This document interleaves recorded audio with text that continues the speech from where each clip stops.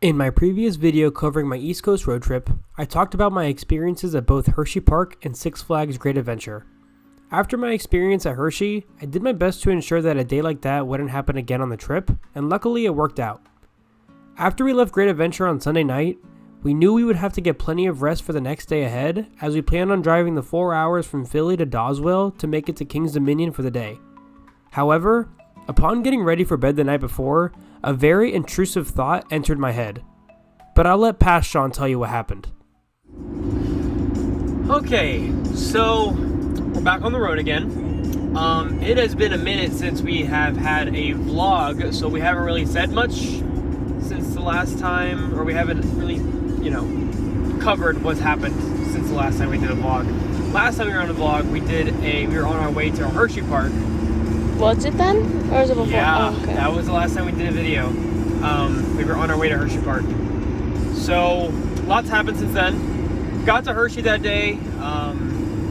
Got there around 12:30, 12:45, and I wasn't feeling great as soon as we entered the park. Got on Canobie, we got on Super Duper. Oh, we also bought fast passes. I was gonna get to that. But yeah, Where are you? We bought fast passes because we got there. We bought them before later all in this. The day. So since we got there later in the day, we figured that we would need, fast lanes, or, fast tracks, as Hershey Park calls it, because we wanted to get on everything, make sure we got on everything, and if we wanted any re-rides, we wanted to make sure that we got on the re-rides as well. So we got the fast tracks, and got on Canobie, we got on Super Duper Looper, we got on Comet, and then we got on Sky Rush, and I think Sky Rush is what did me in, because after Sky Rush, I was pretty much done for the day.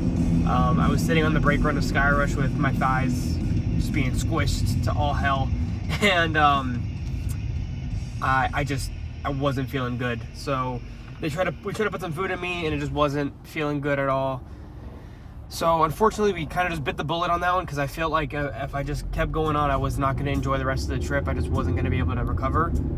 So we called it quits on one of my most anticipated parks of the trip. Unfortunately, Sky Rush was a pretty good coaster. Not as good as I thought people were making it up to be, but I probably didn't get to enjoy it as much as I should have. It wasn't that good because of the conditions that I was enjoying it in. But nonetheless, we left the park. She drove, and I had to sleep for 2 or 3 hours in the car ride while we were on the way home, back to her mother's house, because she has family in Philadelphia. So we slept, I took a nap, we got some eats, and passed out basically for the rest of the night. Saturday, we were supposed to go to Dorney Park. We decided to cut that out of our trip as well, because of the conditions that we were, in. So, that doesn't sound right. Well, what do we do? Tell me what we did. Just because the conditions we were in, because you weren't feeling well. I wasn't feeling well. Just say you weren't feeling well. I don't know why you have to make it this whole, the conditions, blah, blah, blah. I wasn't feeling great. You didn't feel good, and you needed another day of rest, or we wouldn't have been able to make it to some of the more anticipated parks on the trip. Correct. Whereas Dorney was more of a half-day park that we were just kind of doing to have something to do. Correct. And we thought it was a better idea for him to feel good for some of the parks that we haven't been to, or that we haven't spent a lot of time in, such as, King's Dominion, Busch Gardens, Williamsburg, and Carowinds specifically. And I would have rather him have felt good and ready to go for those parks than for a park that we weren't really excited for anything for more than just 1 or 2 coasters. And a Squishmallow. Well, have we told him about them? Yeah, so we'll get to that. Did we? That'll be a vlog. That'll be a separate vlog, because this is gonna get long. Anyway, we left, or actually Sunday. So Saturday we just chilled. Sunday morning we went to Six Flags Great Adventure. We made up with some of her friends from Philadelphia. So we hung out with her friends and rode some coasters. Got back on Canobie, got back on El Toro, which was surprisingly much better than my first time around. So that was a good I don't good think ride. it was that surprising. I thought it was much better this time around, much better. That's surprising to you, though? Yeah. We went last time, it was 50 degrees out. We also sat front row Canobie, which is crazy. It's one of the craziest experiences I've ever had on a coaster. And we also got back on Jersey Devil, which I was legitimately surprised by. Like, I was in the very last row on Jersey Devil, and I got absolutely yoinked on the first drop. Like, that was one of the best first drops I've ever experienced on any coaster whatsoever. RMC does it again. Yeah, RMC does it again. We're about to go on another RMC today. But today is Monday. We left the house about 2 hours ago. We decided to do a little impromptu because we're on our way to King's Dominion. In Richmond, Virginia. And, this car's getting in. And, on our way, there is this park called Six Flags America that has this intimate hypercoaster called Superman Ride of Steel.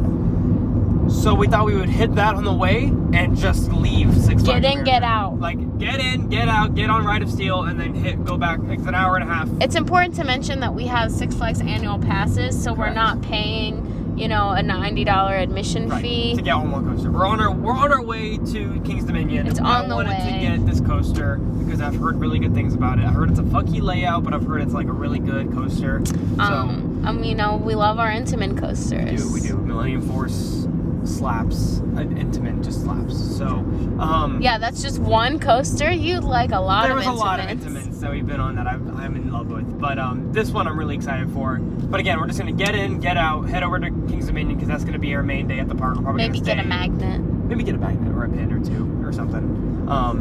Yes. In 1.5 miles, take the Maryland 214 West Central Avenue exit toward Washington. If you have a Six Flags annual pass, their discounts are insane. Pretty fat.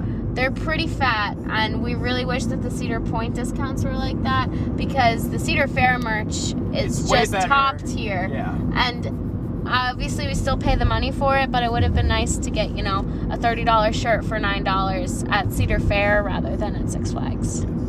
So anyway, that's the scoop right now. We'll be doing another video tomorrow on our way to Busch Gardens, Williamsburg, and we'll give you a little bit more update on what happened and how things went, what our thoughts were, and all that stuff. But we'll end the video here, and then we'll pick up tomorrow morning. Cool. So, like we were saying in the video there, we were headed to King's Dominion and decided to make a little pit stop at Six Flags America. Now, I had not done much research of this park or the coasters beforehand. I knew it was a smaller park, and I knew it had a Superman Intamin hypercoaster. That was it. What I did not realize was that the Superman that everyone raves about is the one at Six Flags New England. I genuinely believed going in that all of the Superman hypercoasters were the exact same, considering Six Flags' adoration for cloning their coasters. I guess they thought that Darien Lake's Superman had the superior layout and decided to plop it at Six Flags America too. In all honesty, they should have done the one at Six Flags New England because that thing looks like it actually provides some decent airtime. I'm not gonna lie, I was pretty disappointed by Ride of Steel. Maybe it was the slow dispatches on one train ops, the fact that it was still early in the morning and the ride hadn't warmed up, or that we sat front row. But I was really unimpressed by the very boring layout. I didn't really see the point of long drawn out turns and long sections of straight track. Considering this was the only thing we were riding, I was annoyed that we even made the stop in the first place, knowing that we could have had 1 to 2 more hours of ride time at King's Dominion. But you win some and you lose some, and frankly, I should have done more research. Anyway, after Ride of Steel, we left Six Flags America and hit the road again towards King's Dominion. We got to King's Dominion around 2 o'clock in the afternoon and got right in line for Twisted Timbers.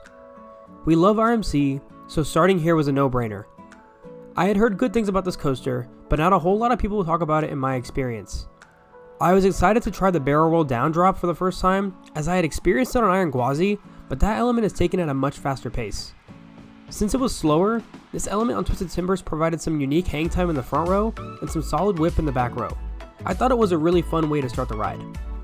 The rest of the layout is an airtime machine.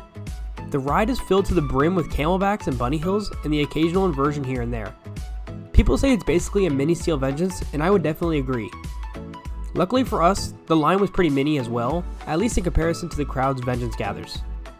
After 2 rides on Twisted Timbers, it was time to explore the rest of the park.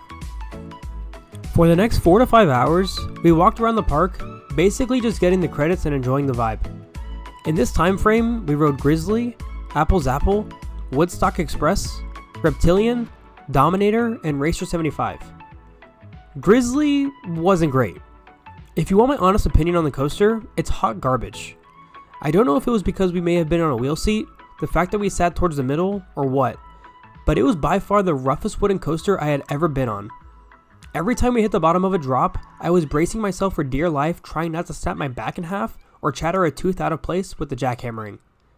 However, I do remember uncontrollably laughing on this ride, simply watching each other's reactions with every rough patch we hit, as our facial expressions were hilarious. But the ride itself definitely needs some work. Alright guys, so this is Future Sean coming back to update this portion of the video.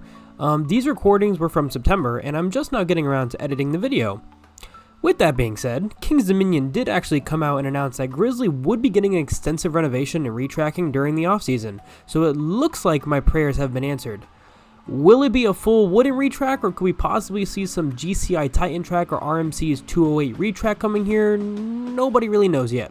But stay tuned for more updates from the park, as they could have something really big up their sleeve with this one. Okay, now back to September Sean. Peace. Apple's Apple and Woodstock Express were fun little family coasters that gave nice views of Twisted Timbers and Dominator. Reptilian was our first ever bobsled coaster, and we thought it was pretty cool. The seating arrangement was pretty funky, and the idea of not being completely connected to a track was unique to us. We headed over to Dominator after, which was a decent floorless coaster. I'm not the biggest fan of floorless coasters these days, but Dominator was bearable. I vaguely remember graying out on the loop, and there was no real headbanging, so that was nice. Lastly, Racer 75 was pretty fun. It was smoother than I was anticipating, and it gave some fun floaty airtime. We got another ride in on Twisted Timbers before we headed toward the final coaster of the night.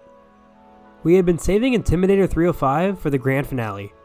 If I'm being honest, throughout the day, we would see the coaster in the distance, and it was certainly fulfilling its namesake. I had heard the many stories of people blacking out and how intense the ride was. There are very few coasters in my life that have scared me ever since I became an enthusiast, and Intimidator 305 was one of them. There was still about 45 minutes before park close, so we decided to wait in line for the front row for our first ride. The anticipation was killing me. I had been on Giga and Strata coasters before. Fury 325, Orion, Top Thrill Dragster, and King of Caw were all taller or similarly tall rides. But there was something about I-305 that really intimidated me. We finally got on after about 30 minutes of waiting, and I remember how nervous I was climbing that lift hill. But with the cable lift, I really didn't have time to take in what was happening. We crested the top of the lift hill and were hurtling toward the ground at 90 miles per hour.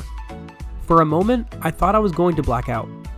But just before it was about to happen, we started flying into the first airtime hill. I had grayed out, but it wasn't anything too overwhelming. I thought the most intense part of the ride was over, but I was drastically mistaken. After the airtime hill, we started flying into those twists and turns, getting absolutely thrown around like a rag doll. I can honestly say that these moments were some of the most intense moments on any ride I had ever experienced. The snappy changes in direction, coupled with the high speeds, were amazing, and we were loving every moment of it. We got right back in line to head towards the back, and the elements were even stronger in the back row. I walked away from I-305 stunned and impressed. I think in my head I thought it would be more intense based on reviews by others, but I think the intensity it does provide is perfect. I think any more and it would probably hinder the ride experience, as it would be way too out of control. It does make me wonder how crazy the ride was in its opening year before Intamin had to come back and reprofile the first drop, but I guess I'll never know. Anyway, after our 2 rides, we headed toward the front of the park to get some merch and head out for the night. Here are my final thoughts on King's Dominion. This park is great. It has a fantastic 1-2 punch in Intimidator 305 and Twisted Timbers, with I-305 being my favorite in the park. The supporting coasters are great. Apple's Apple, Woodstock Express, and Reptilian are fun family coasters. Dominator was a solid floorless, and Racer 75 was a smooth woody. I think Grizzly has potential, but I think it could really benefit from a retrack very soon. We didn't ride Flight of Fear or Backlot Stunt Coaster due to time constraints, and Anaconda was down for the whole day, so we missed that one too. We also didn't get a ride on Tumbili since it had a pretty long line all day, which was a bummer because it could have been a free spin that I actually might have enjoyed. The only downside that I can think of with this park was the merch. I didn't really see anything that I fell in love with, and I was a little bummed that all I walked away with was the Twisted Timbers magnet. So maybe King's Dominion can take a page out of Cedar Point and Kings Island's books and get some better merch. The final ride counts are as follows: 3 on Twisted Timbers, 2 on Intimidator 305, 1 on Racer 75, 1 on Dominator, 1 on Reptilian, 1 on Woodstock Express, one on Apple's Apple, and one on Grizzly. This is definitely one of the best Cedar Fair parks out there, and I can't wait to get back to the park in the future. What are your thoughts on King's Dominion? What do you think is the best coaster in the park? Let me know down in the comments. In my next video, I'll be covering my experience at one of the best parks of the trip, Busch Gardens Williamsburg. So stay tuned to that video coming out soon. With that, I'm Sean from East Coast Amusements, and I'll see you in the next one.